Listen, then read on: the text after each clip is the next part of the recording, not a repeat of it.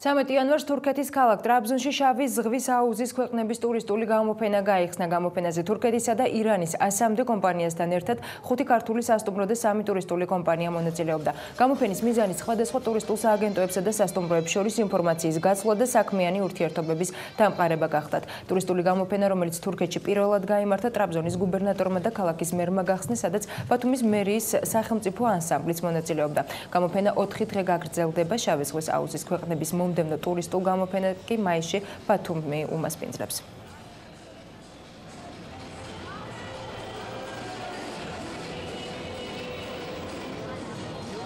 ჩვენ ევროპის ახალგაზრდული ოლიმპიის თამაშების იყვესნა ტრაბზონში და იმის თუ ვანახებთ მოსვლებს და ჩვენ გვინდა საქართველოსთან, აზერბაიჯანიდან, მთელი ევროპის ქვეყნებიდან გვინდა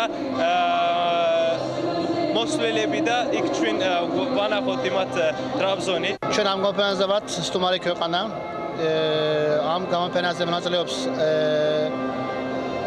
100 კომპანია არის და ძალიან შედეგიანი ფიქრობ რომ იქნება ეს გამოფენა ჩვენთვის. ჩვენი მიზანია ეს რომ ჩამოვიყვანოს ტურისტები საქართველოში აჭარაში.